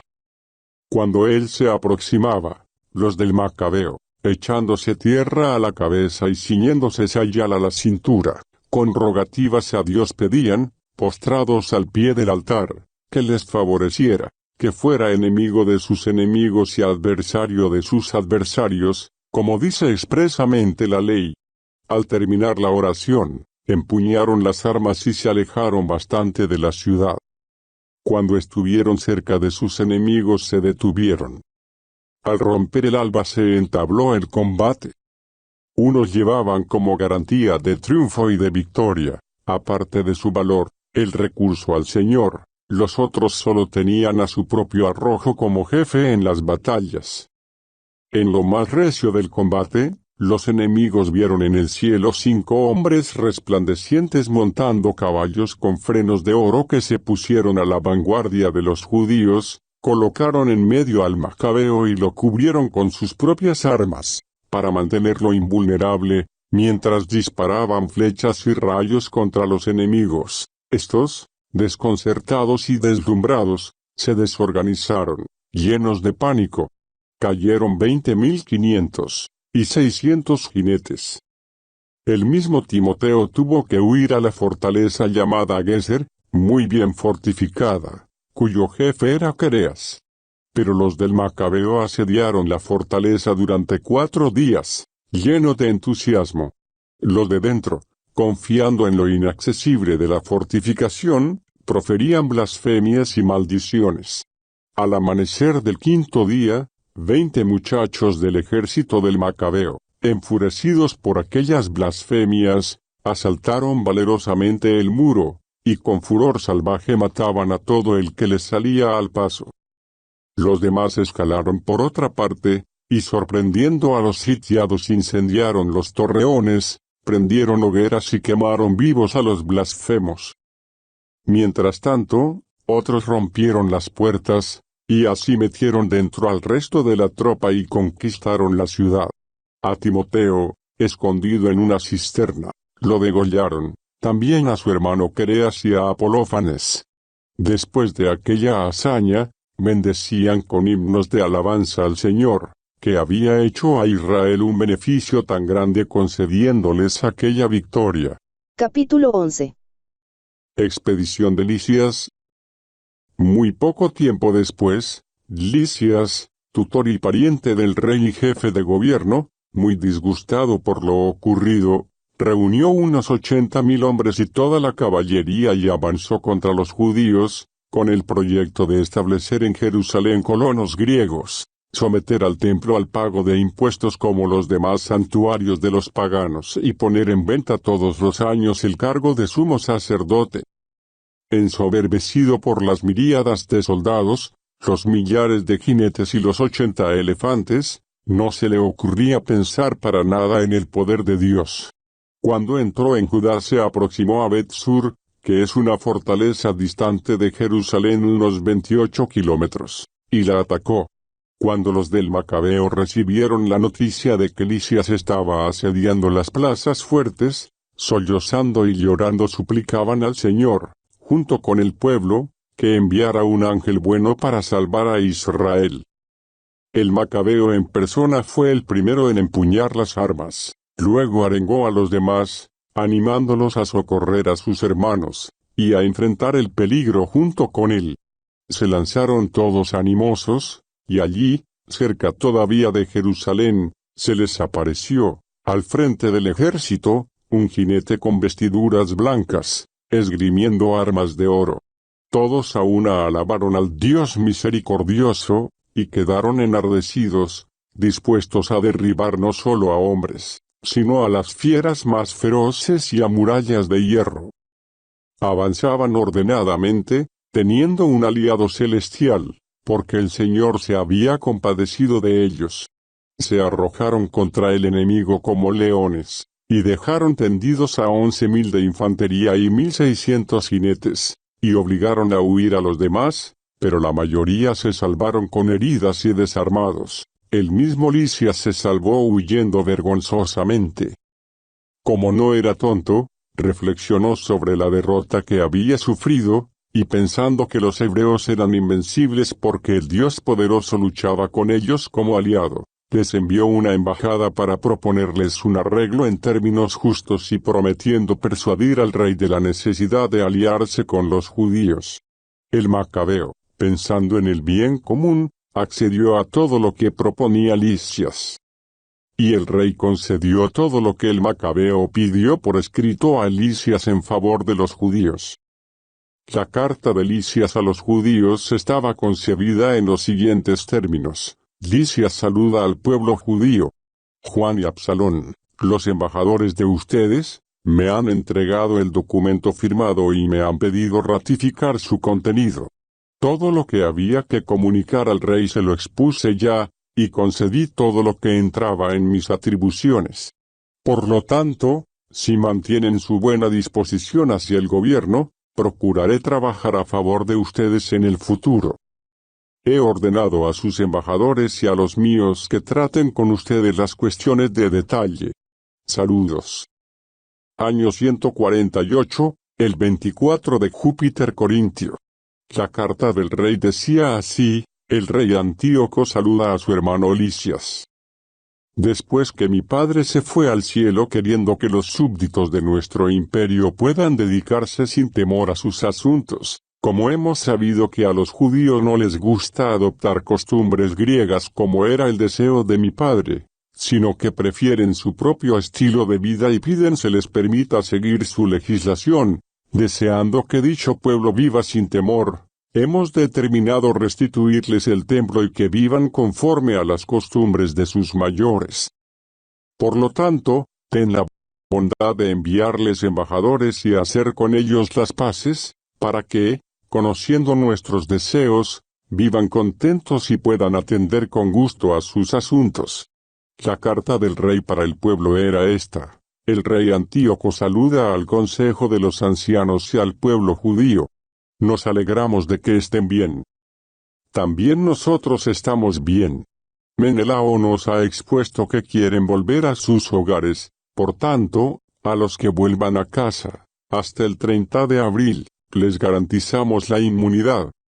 Los judíos podrán usar sus alimentos y sus leyes como antes, y ninguno de ellos será molestado en absoluto por infracciones cometidas por ignorancia. Les envío también a Menelao para que les infunda confianza. Saludos. Año 148, el 15 de abril. También los romanos les enviaron una carta, que decía así: Quinto Memio y Tito Manio, legados de Roma, saludan al pueblo judío. Estamos de acuerdo con lo que les ha concedido Lisias, pariente del rey. Y en cuanto a los puntos que él consideró que debía someter al juicio del rey, envíenos urgentemente a alguien con instrucciones detalladas sobre el particular, para que las expongamos como les conviene a ustedes, ya que vamos a ir a Antioquía. Por eso, mándennos pronto algunos para que nosotros conozcamos las propuestas de ustedes. Saludos. Año 148, el 15 de abril. Capítulo 12. Nuevas hazañas de Judas. Cuando acabaron las negociaciones, Lisias volvió a donde estaba el rey, y los judíos volvieron a sus trabajos del campo. Pero algunos de los gobernadores locales, Timoteo, Apolonio de Geneo, más Jerónimo y Demofón, a los que hay que añadir a Nicanor, jefe de los chipriotas, no los dejaban tranquilos ni vivir en paz. Y los habitantes de Jaffa cometieron un crimen horrendo que voy a contar, sin aparentar la menor mala intención. Invitaron a los judíos que vivían en la ciudad junto con sus mujeres y niños, a subir a unas naves que ellos mismos habían equipado. Como se trataba de un decreto público de la ciudad, y los judíos deseaban vivir en paz, y no guardaban ninguna sospecha, aceptaron la invitación, pero cuando estaban en alta mar, los echaron a pique. Eran por lo menos 200. Cuando Judas recibió la noticia de aquella crueldad contra sus compatriotas, dio órdenes a sus hombres, e invocando a Dios, justo juez, marchó contra los asesinos de sus hermanos, les incendió de noche el puerto, les quemó las naves y pasó a cuchillo a los que se habían refugiado allí.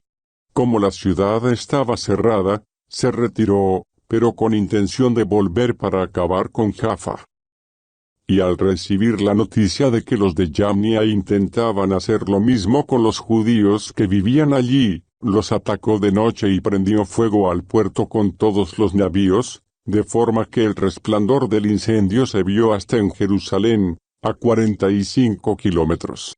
Se había alejado de allí unos 2 kilómetros en un avance contra Timoteo. Cuando cayeron sobre él unos árabes, eran no menos de 5.000 de a pie y 500 jinetes. Se trabó un violento combate, y con la ayuda de Dios vencieron los de Judas. Los nómadas, derrotados, le pedían la paz, prometiendo entregarle ganado y serle útiles en el futuro. Judas pensó que realmente podían serle útiles de muchas maneras, y accedió a hacer las paces con ellos. Después de concertar la paz, se fueron a sus tiendas. Atacó también una ciudad llamada Caspín, defendida con terraplenes y amurallada, en la que vivía gente de toda raza. Los de dentro, confiados en la solidez de sus murallas y en los depósitos de víveres, se mostraron insolentes contra los de Judas, insultándolos, y encima profiriendo blasfemias y maldiciones. Los de Judas invocaron al Supremo Soberano del Universo, que en tiempos de Josué derruyó Jericó sin arietes ni máquinas de guerra. Luego asaltaron ferozmente la muralla. Y cuando conquistaron la ciudad por voluntad de Dios, hicieron una matanza indescriptible, hasta el punto de que el estanque vecino, de unos 400 metros de ancho, aparecía lleno de la sangre que afluía a él. Se alejaron de allí unos 140 kilómetros y llegaron a Kerak, donde habitan los judíos tubianos, pero a Timoteo no lo encontraron en aquella región, porque, al no conseguir nada por entonces, se había marchado de allí, dejando en su lugar una guarnición, por cierto muy fuerte. Dositeo y Sosípatro, oficiales del ejército del Macabeo, fueron allá y aniquilaron a la guarnición que había dejado Timoteo en la fortificación, más de 10.000 hombres. Por su parte, el Macabeo distribuyó sus tropas en varios cuerpos, nombró jefes a aquellos dos, y se lanzó contra Timoteo, que tenía un ejército de 120.000 hombres de infantería y 2.500 jinetes. Cuando Timoteo recibió la noticia de la llegada de Judas, envió las mujeres, los niños y el resto del equipaje al lugar llamado Carmión, inexpugnable e inaccesible por lo angosto de los pasos en toda aquella zona. Cuando apareció el primer destacamento de Judas, el terror y el pánico se apoderaron de los enemigos, porque se manifestó ante ellos aquel que todo lo ve. Entonces emprendieron la huida, lanzándose cada uno por su lado, hiriéndose muchas veces unos a otros, y atravesándose entre ellos con sus espadas. Judas los persiguió impetuosamente, acribilló a aquellos criminales y aniquiló a unos 30.000 hombres. El mismo Timoteo, que fue a caer entre las tropas de Dositeo y Sosípatro, les pidió con mucha diplomacia que lo dejaran vivo, porque tenía en su poder a los padres y hermanos de muchos de ellos y corrían el riesgo de ser ejecutados. Logró convencerlos a base de muchos razonamientos, con la promesa de devolverlos ilesos, y lo dejaron en libertad con el fin de salvar a sus hermanos. Judas marchó después contra Carmión y el santuario de Atargate, y mató 25.000 hombres. Después de derrotarlos y aniquilarlos, marchó contra Efrón, una ciudad fortificada donde residía Lisias y gente de todas partes. Jóvenes robustos, alineados ante la muralla, la defendían valerosamente, y dentro estaban bien provistos de proyectiles y máquinas de guerra. Después de invocar al soberano, que con su poder tritura las fuerzas del enemigo, conquistaron la ciudad y mataron unos 25.000 de los que había dentro. Partiendo de allí, se lanzaron contra Escitópolis, distante más de 100 kilómetros de Jerusalén, pero como los judíos de allí aseguraron que los de Escitópolis los trataban con deferencia y que los habían acogido humanitariamente en los momentos de infortunio, Judas y los suyos le dieron las gracias y los exhortaron a seguir siendo en el futuro benévolos con los de su raza. Próxima ya la fiesta de las semanas, llegaron a Jerusalén, y después de la fiesta de Pentecostés se lanzaron contra Gorgias, gobernador de Idumea. Gorgias salió con 3.000 de infantería y 400 jinetes. Se entabló el combate y los judíos tuvieron unas cuantas bajas. Un tal Dositeo, jinete muy valiente de los de Basenor, sujetaba a Gorgias por el manto y lo arrastraba a pura fuerza, queriendo cazar vivo a aquel maldito. Pero uno de los jinetes tracios se lanzó contra Dositeo, le cercenó el brazo y así Gorgias pudo huir a Maresa. Por otra parte, los de Esdrín estaban agotados porque llevaban combatiendo mucho tiempo. Judas invocó al Señor para que se mostrara aliado y dirigiera la batalla. En la lengua materna lanzó el grito de guerra, y entonando himnos irrumpió por sorpresa entre los de Gorgias y los puso en fuga. Judas congregó el ejército y marchó a la ciudad de Adulán, y como llegaba el día séptimo se purificaron según el rito acostumbrado, y allí mismo celebraron el sábado. Al día siguiente, porque ya urgía, los de Judas fueron a recoger los cadáveres de los caídos, para sepultarlos con sus parientes en las sepulturas familiares. Y bajo la túnica de cada muerto encontraron amuletos de los ídolos de Yamnia, que la ley prohíbe a los judíos. Todos vieron claramente que aquella era la razón de su muerte. Así que todos alababan las obras del Señor, justo juez, que descubre lo oculto, e hicieron rogativas para pedir que el pecado cometido quedara borrado por completo. Por su parte, el noble Judas arengó a la tropa a conservarse sin pecado, después de ver con sus propios ojos las consecuencias del pecado de los caídos. Después recogió 2.000 dracmas de plata en una colecta y las envió a Jerusalén para que ofreciesen un sacrificio de expiación. Obró con gran rectitud y nobleza, pensando en la resurrección. Si no hubiera esperado la resurrección de los caídos, habría sido inútil y ridículo rezar por los muertos. Pero considerando que a los que habían muerto piadosamente les estaba reservado un magnífico premio, la idea es piadosa y santa. Por eso hizo una expiación por los caídos, para que fueran liberados del pecado. Capítulo 13. Paz con Antíoco. El año 149 les llegó a los de Judas la noticia de que Antíoco Eupator avanzaba sobre Judá con muchas tropas y que iba con él Lisias, su tutor y jefe de gobierno. Tenían un ejército de 110.000 griegos de infantería, 5.300 jinetes, 22 elefantes y 300 carros provistos de cuchillas en los ejes. Menelao se les añadió y animaba a Antíoco con mucho disimulo, no para salvar a la patria, sino con intención de conservar su cargo. Pero el rey de reyes provocó la indignación de Antíoco contra aquel malvado, y como Lisias demostró que aquel era el causante de todos los males, Antíoco ordenó que lo llevaran a Berea y lo ajusticiaran según la costumbre del lugar. Hay allí una torre de 25 metros, llena de ceniza, provista de una máquina giratoria inclinada por todas partes hacia la ceniza. Allí era donde todos empujaban al responsable de un robo sacrílego, o al autor de otras enormidades, para que pereciera. Con tal muerte acabó el impío, Menelao, que ni siquiera tuvo sepultura. Con toda justicia, ya que había cometido muchos pecados contra el altar cuyo fuego y ceniza eran puros, en la ceniza recibió la muerte.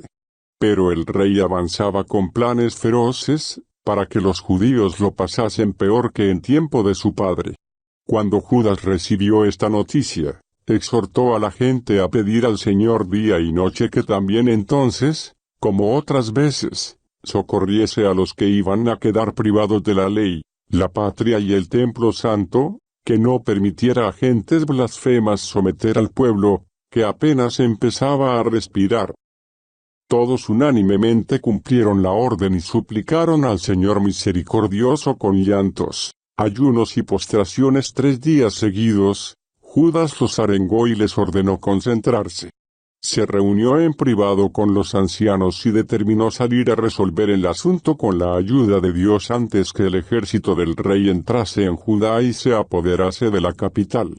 Confiando al Creador del universo el resultado, arengó a los suyos, animándoles a luchar valerosamente hasta la muerte por las leyes, el templo, la ciudad, la patria y las instituciones. Y marchó a acampar en los alrededores de Modín. Después de darles la contraseña, victoria de Dios, con unos cuantos jóvenes de los más valientes lanzó un ataque nocturno contra la tienda real, mató unos 2000 hombres en el campamento enemigo, y acribillaron al principal de los elefantes con el que iba en la torreta. Finalmente, llenaron el campamento de espanto y confusión, y se marcharon victoriosos. Cuando amanecía, ya estaba hecho todo, gracias a la protección que el Señor les prestaba. Cuando el rey experimentó la audacia de los judíos, intentó apoderarse de las fortalezas valiéndose de estratagemas. Se acercó a Bet-Sur, plaza judía fortificada, lo hicieron huir, atacó, lo vencieron. Judas envió lo necesario a los sitiados. Pero Ródoco, del ejército judío, pasó información secreta a los enemigos, lo descubrieron, lo apresaron y lo ejecutaron.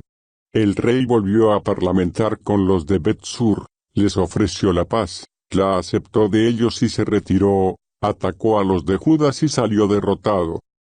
Recibió la noticia de que Felipe, que había quedado al frente del gobierno, se había sublevado en Antioquía. Consternado, habló con los judíos, se sometió con juramento a todas las condiciones razonables, hizo las paces y ofreció un sacrificio, honró al templo y se portó bien con el lugar santo. Recibió al Macabeo, y dejó a Hegemónidas de gobernador desde Tolemaida hasta Gerar. Luego marchó a Tolemaida. Los de Tolemaida, descontentos por ese tratado, se indignaron, y querían anular lo estipulado. Pero Lisias subió a la tribuna, hizo una defensa lo mejor que pudo, los convenció, los calmó, los dejó en disposición de ánimo favorable y marchó a Antioquía. Así acabó la expedición y retirada del rey.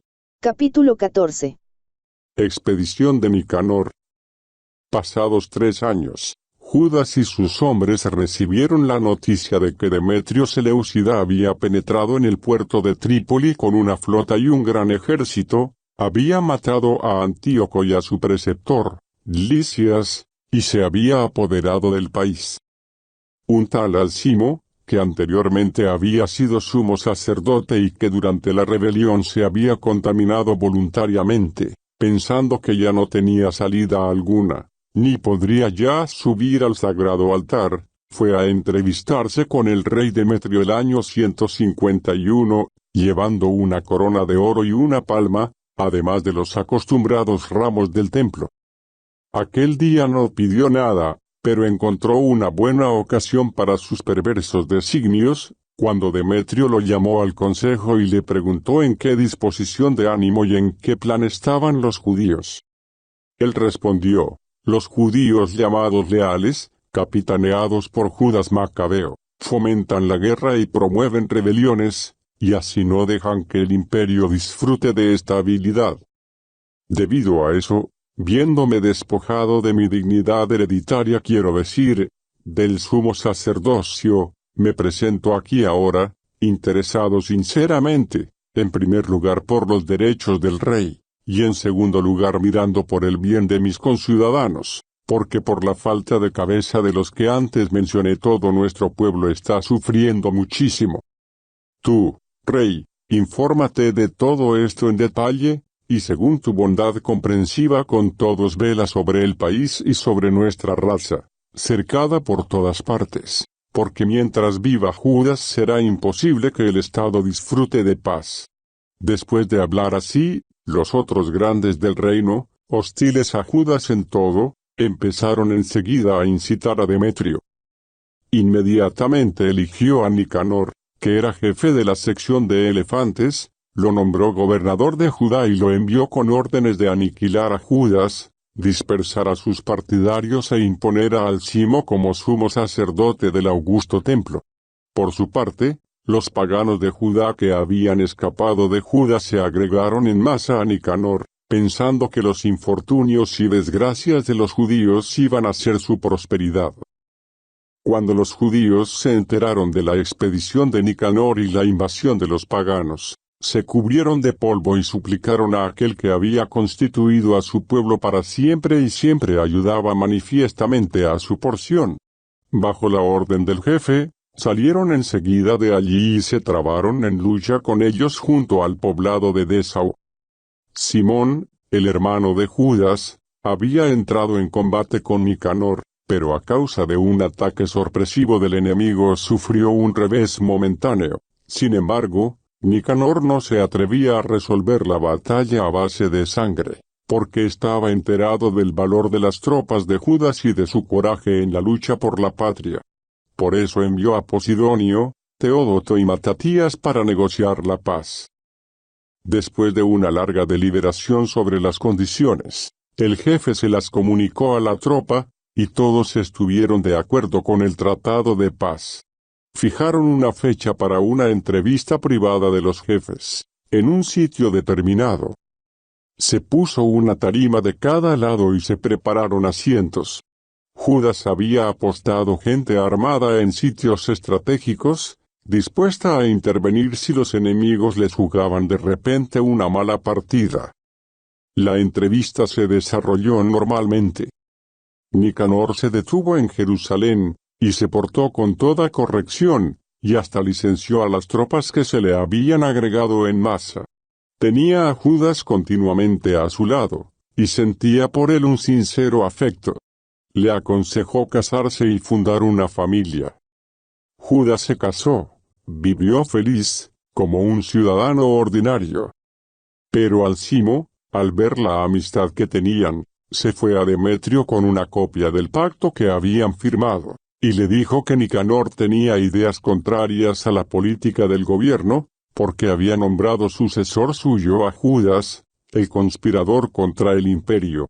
El rey, enfurecido e irritado con las acusaciones de aquel perfecto canalla, escribió a Nicanor, diciéndole que estaba disgustado por lo del pacto, ordenándole que arrestara al Macabeo y se lo enviara rápidamente a Antioquía. Cuando Nicanor recibió aquella carta quedó abatido, con un gran disgusto por tener que anular el pacto sin que aquel hombre hubiera cometido ninguna injusticia. Pero como no se podía contradecir al rey, aguardaba la ocasión de cumplir la orden mediante algún engaño. Por su parte, el Macabeo observó que Nicanor lo trataba con cierta frialdad y que las relaciones normales se habían puesto difíciles. Pensando que aquella frialdad no presagiaba nada bueno, reunió a muchos de los suyos y se le escapó a Nicanor ocultamente. Nicanor vio que aquel hombre lo había ganado limpiamente en la maniobra, se presentó en el augusto y santo templo mientras los sacerdotes ofrecían los sacrificios rituales, y les ordenó que le entregaran a aquel hombre. Ellos le dijeron y le juraron que no sabían dónde podría estar el que buscaba. Entonces él extendió la mano derecha hacia el santuario y juró así: si no me entregan preso a Judas, arrasaré este santuario de Dios, derribaré el altar y levantaré aquí un templo magnífico en honor de Baco. Dicho esto se fue. Y los sacerdotes elevaron las manos hacia el cielo, invocando así al que siempre había luchado por nuestro pueblo: tú, Señor, que no necesitas nada en el mundo, quisiste que estuviera entre nosotros el templo donde resides. Por eso ahora, Señor Santísimo, guarda sin mancha eternamente esta casa recién purificada. Denunciaron ante Nicanor a un tal Rasis, uno de los ancianos de Jerusalén, un hombre que amaba a sus conciudadanos, muy estimado, y al que llamaban por su bondad padre de los judíos. En los primeros tiempos de la ruptura con el paganismo había sido acusado de practicar el judaísmo, y se había entregado al judaísmo en alma y cuerpo, sin reserva. Nicanor, queriendo mostrar la hostilidad que profesaba contra los judíos, envió más de 500 soldados para arrestarlo, pensando que con eso asestaba un duro golpe a los judíos. Cuando los soldados estaban a punto de apoderarse de la torre y querían forzar la puerta del atrio, se les ordenó prender fuego e incendiar las puertas. Entonces Rasis, acorralado, se clavó la espada, prefiriendo morir noblemente antes de caer bajo las garras de aquellos criminales y tener que sufrir ultrajes indignos de su nobleza. Pero en la precipitación de la lucha no acertó con el golpe, y las tropas entraban ya puertas adentro. Entonces corrió valientemente hacia la muralla y se tiró abajo sobre los soldados, como un héroe. Los soldados retrocedieron inmediatamente, dejando un espacio libre, y allí cayó, en medio del espacio vacío. Todavía respiraba.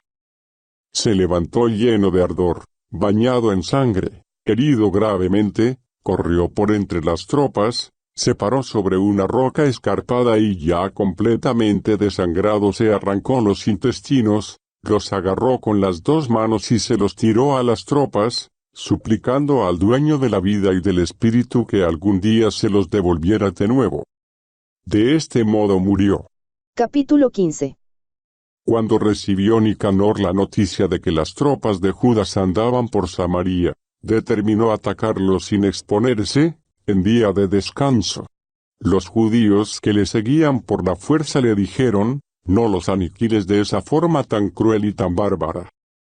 Honra ese día, honrado y santificado por el que todo lo ve. Pero el bandido preguntó si había en el cielo un soberano que hubiera mandado celebrar el día del sábado. Ellos le respondieron, el Señor vivo, el soberano del cielo, es quien mandó celebrar el día séptimo. Y él replicó, y yo soy soberano de la tierra, que ordeno empuñar las armas y servir los intereses del rey. Sin embargo, no logró realizar su cruel designio. Mientras Nicanor, en su orgullo y arrogancia, pensaba levantar un monumento público con las cosas que iba a quitar a las tropas de Judas, el macabeo no perdía su confianza, esperando firmemente recibir ayuda de parte del Señor, y animaba a los suyos a no temer el ataque de los paganos, sino a recordar las ayudas recibidas del cielo anteriormente y a esperar la victoria que les iba a conceder el Todopoderoso. Los exhortó con textos de la ley y los profetas, y recordándoles los combates que habían sostenido reavivó su coraje. Y a la vez que los llenaba de entusiasmo les dio instrucciones, mostrándoles la perfidia de los paganos, que violaban los juramentos. Así los alegró a todos, armando a cada uno no tanto con la seguridad que dan los escudos y las lanzas cuanto con el ánimo que dan las palabras de aliento. Además les contó un sueño totalmente fidedigno, una especie de visión, que los alegró a todos.